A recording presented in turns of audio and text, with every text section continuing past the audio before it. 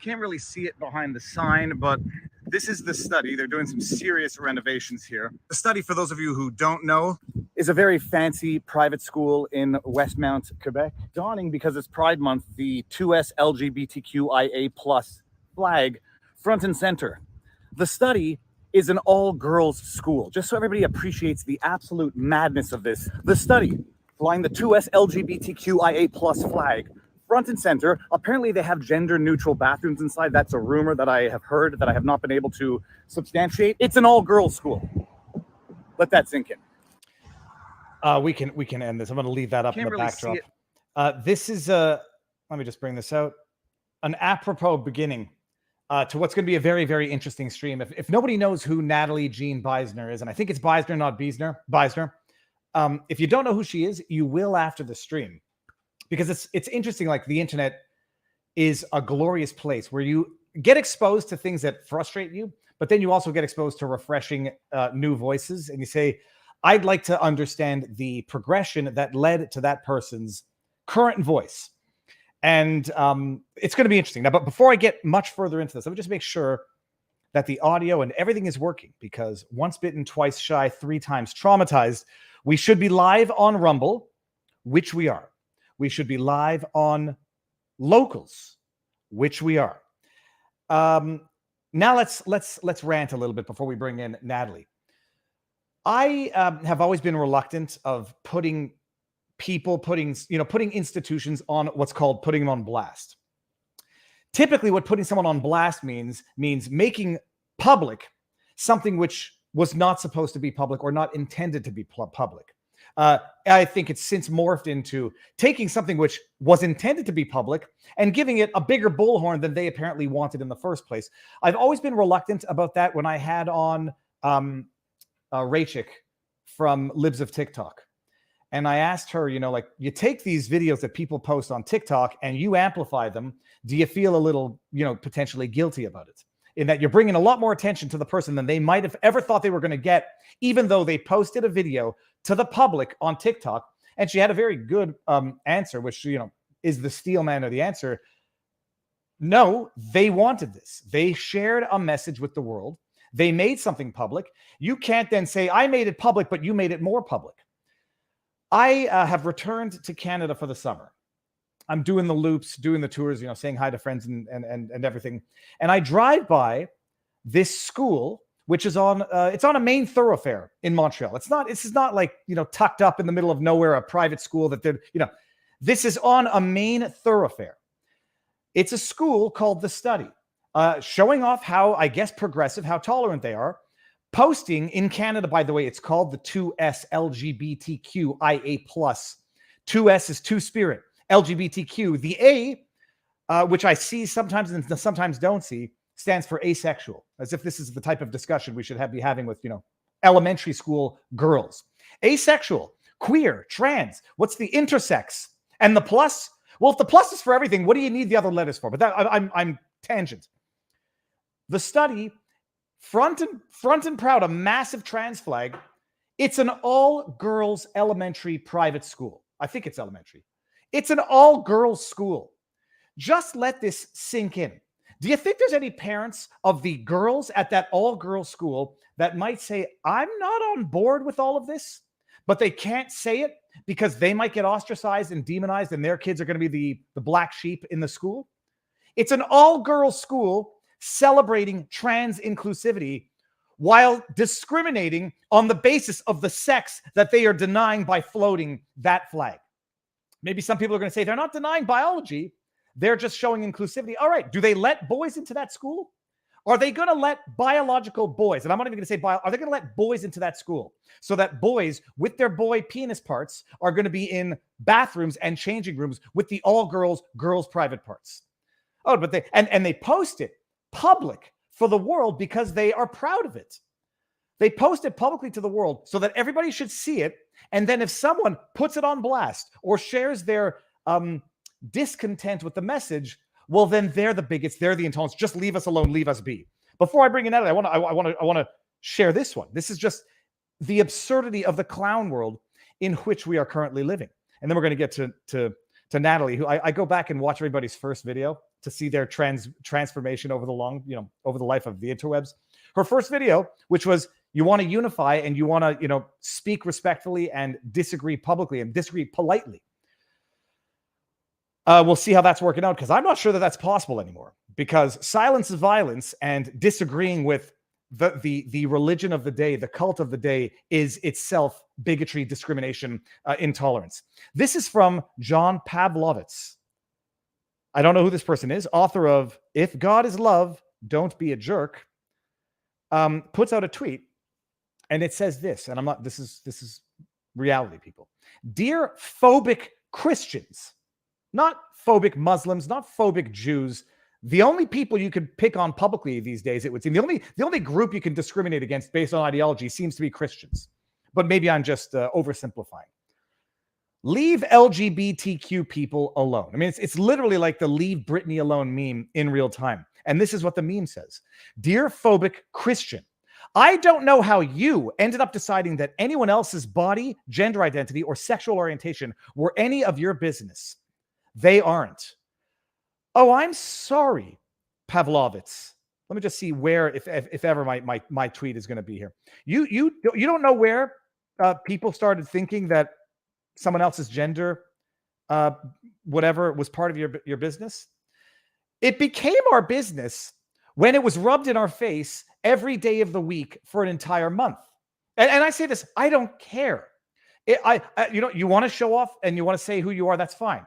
You want to then say, it's none of your business. Well, I can't find my tweet, but it's none of your business when it's flying on the top of Parliament Hill, when it's on baseball fields, hockey rinks, when it's on every single corporate thing you can imagine. It's none of your business. I don't know where you got off thinking it's any of your business. I don't want to hear you talk about it, but shut up and stare at the flag and worship it, and don't talk about it. Don't criticize it, because we're showing you what we think and we don't want to hear what you think.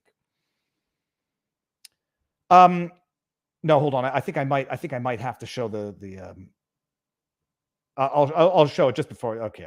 And then we're really going to be done. And then I said, I promise that's it. Then I'm bringing in Natalie, because I see her in the backdrop politely. I'm not sure if I'm like setting this up for, she's now uncomfortable that she agreed to come on. Here we go. When a group literally flies it on government buildings. Here you go. Check it out. This is Illinois state capitol. In schools, sporting events, music, movies, television, everywhere in consumer markets, they literally make it everyone else's business. You're going to say you get to do, a group gets to do this, and I don't get to say maybe it's not appropriate pushing this stuff on kids. Maybe it's not appropriate flying this stuff at all girls schools. And I'm fairly certain it's elementary. Look at this. None of our business. This guy doesn't know where we got off thinking it was any of our business. If it were left at let adults be adults, no one would care. I have plenty of gay and lesbian friends. I actually have a lot of people stop me on the street saying they're fans, who then willingly tell me they are gay or lesbian. Nobody cares what consenting adults do among themselves. That we are well beyond that. Like I said before, Pride Month is now no longer seemingly about tolerance. It's about dominance. Okay, that's my intro, people. Share the link around. This is going to be fantastic. Okay, Natalie. Let's see if Natalie is now immediately regretting this decision. I'm bringing you in 3, 2, 1. Sorry, I went a little longer than I said I would. Do I back this out like this? I think the spacing is better. I think so. It was very zoomed in for a moment, and I was alarmed. So. And the thing is here, I can, when I bring up highlighted comments, it won't interfere with our screen. Mm-hmm. Okay, Natalie. Sorry, I hope I have not. I think you're familiar with my content, so this comes as a surprise. No, I'm glad to be here. Thank you for coming. This is okay. It's amazing because I don't know how it happened. A few videos popped up on my feed. I watched a couple, and then I get a lot more, and I'm like, very interesting of an individual. And then I did a little homework, and then I said, I'd love to have you on to see, understand exactly where you're coming from. For those who don't know who you are, I see the 30,000-foot overview before we delve into childhood and how you had this awakening or transformation. Mm-hmm. Well, I like to say 2020 changed my life. I don't know about anyone else. And I was for a very long time a liberal atheist, definitely a Democrat my whole life. And very organically and accidentally, I'm now a conservative Christian political content creator. So There you go. I've learned not to ask the question, which apparently I'm not allowed asking. But what is your favorite childhood sitcom growing up? My favorite childhood sitcom. I really liked Family Matters, I think is the name of it. Yes, Family Matters with Winslow and or Steve Urkel. Yeah. Okay, good. And Now, Full House. Full now, House. Yeah. now I'm able to orient your age by way of decade. That's as much Yes. as I'm going to ask. So where were you born and where you raised? I was born in Orange County, California, and right. I was raised there. I've been in California my whole life. I now live in Los Angeles. All right, Orange County. So for those who don't understand or don't know, is Orange County a reddish county within the otherwise blue state of California, or is Orange County like bluer than the sky? No. I mean, it was red for a while. I should preface all this with saying that prior to 2020, I didn't know what the heck was going on. I wasn't politically involved. I was just Democrat by default. But I think prior to the 2018 midterms, Orange County was definably red, and then it's now a little bit more purple, but definitely more red than Los Angeles, where I currently live. Yeah. All right. And if I may ask, sibling wise, are there many children? Are you an only child? I'm in the middle, which is probably why I was an actor for a long time. But in the middle of how I many? have two siblings. Okay. There's three of us, so Okay. an older sister and a younger brother. And what, if I may ask, and you'll tell me when to shut up and stop asking, what did your parents do growing up, and what was your childhood like? My father was a real estate agent while I was growing up, and my mom, I'm very blessed. She was able to stay home, worked sometimes off and on odd jobs at like Walmart, but for the most part, she was there during my childhood, which I really appreciate. And growing up, I had a good childhood. I was a weird kid. I would do weird. I wanted to be a nun for a really long time. I would put myself in timeout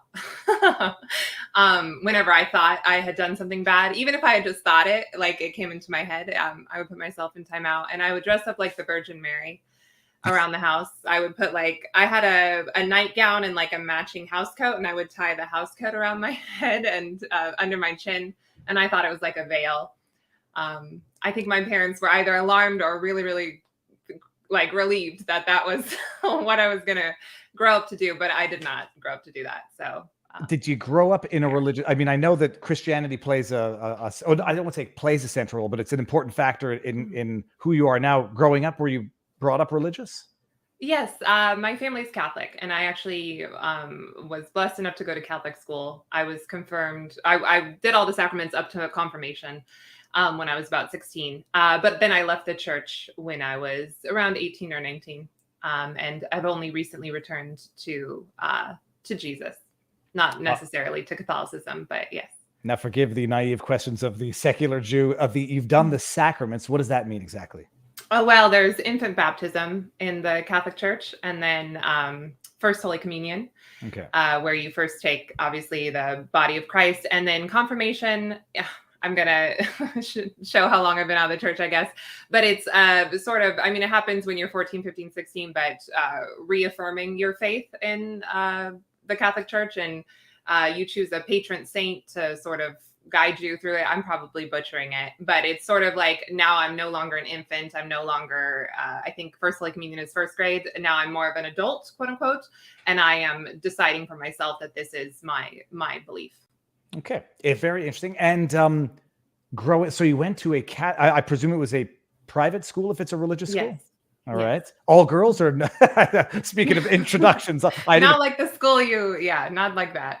Okay. I'm sure I think there's some now actually that are Catholic. I mean, that's a whole tangential thing, but Catholic school is not what it was. I went during a good time, and I'm grateful that I went to school when I did, because this stuff that I see is crazy. So someone asks, what is your confirmation name? So my Saint Joan of Arc was the saint that I chose. So I think it's sort of like Natalie Joan Beisner. Okay, well, hold on. That I don't know I'm much. Really probably messing this up. I'm sorry. I'm not. 16 was a long time ago. Well, first of all, no. That's good enough. I mean, that's already, that leads to another question. I know who Joan of Arc was. Yes. Were you allowed to pick your own name, or was that picked for you by people who knew your character? You pick a saint that sort of speaks to you. Okay. You choose yourself. And so at 16, you picked Joan of Arc, and I Yes. won't ask how many years ago that was, but lo and behold, today you might be fighting a Joan of Arc type battle. That is a big, I cannot say that I agree with that.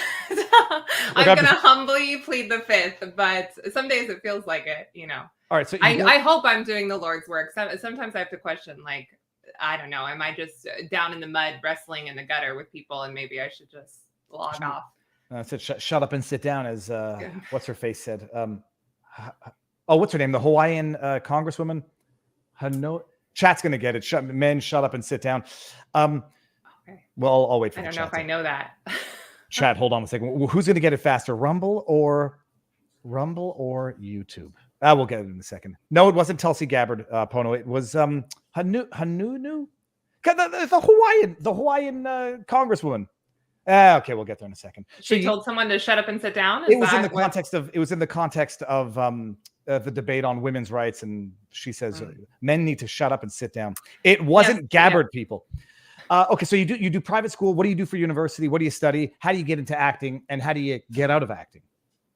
Well, I started acting in high school. I'm very shy. I still am. And I just kind of discovered I love theater. I feel very, very betrayed by theater in Hollywood. I'm so grateful I was not an actor during COVID, and I don't want to go back to acting, but I can only imagine if that had still been my dream during the response to COVID, because I have friends who are still in the industry, and it was horrible. And I still feel a little bit of betrayal because I want to go back to theater as a patron, and it's hard. But yeah, I got on stage in high school, and I just realized I could be a different person than who I was, and maybe get out of my shell a little bit. I was painfully shy. And I went to university in San Francisco for a year, had some health problems and had to come back, and then ended up going to Cal State Fullerton. And I went a little later in life than I thought I would have gone to college, but it ended up working out. They had a wonderful theater program at the time. It was a very competitive theater program.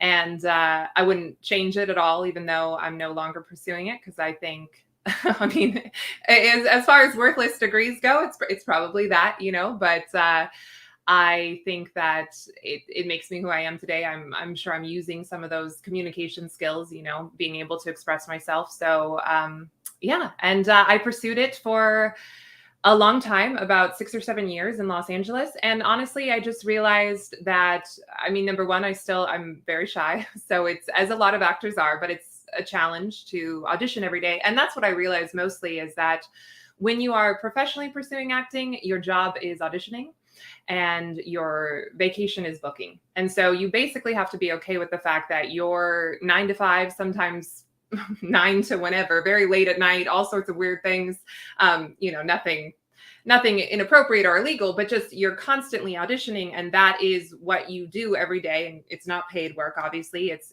sometimes thankless work. And I would just feel very much like, I don't really know what I did today. Did I help anyone? Did I touch any lives? And it wasn't for me. And part of it, a very small part of it, and this sort of plays into my story of walking away. In retrospect, I can see that now. A small part of it, not the main part of it, but a small part of it was Hollywood and theater, which like I said, I really love.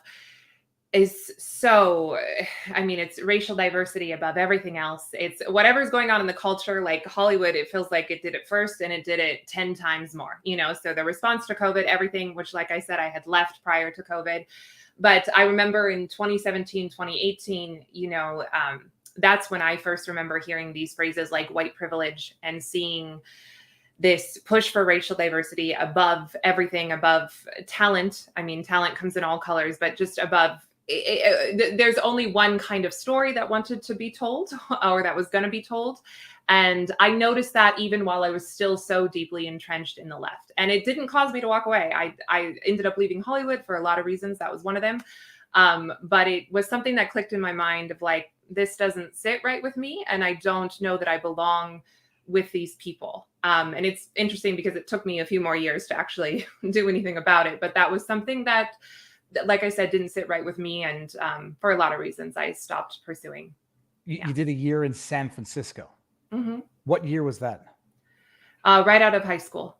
Okay, so like I was there early 2010s or late 2000s? No, 2008 and 9, I think. What was the city like? I mean, I don't know if you've gone back since. What was the city like then? And if you've gone back since, do you have a comparison?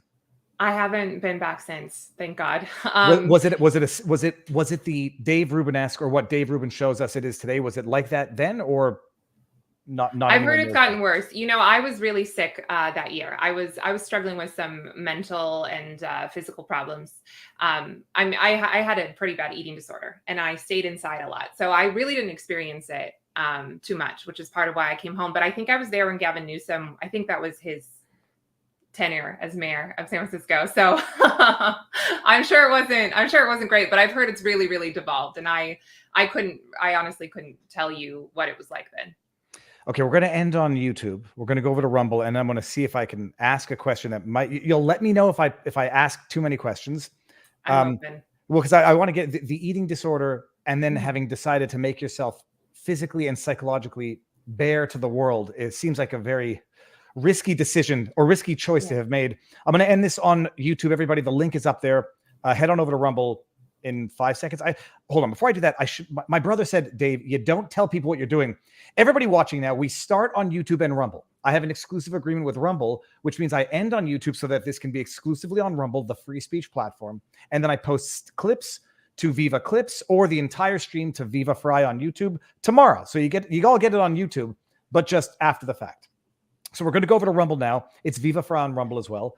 Now everybody knows what's happening, and I'm ending it on YouTube. Go over there. I can explore this a lot more, because bearing yourself naked to the world on the internet is not for the faint of heart, and it's not for the sensitive, and it's certainly not for those who might have past trauma.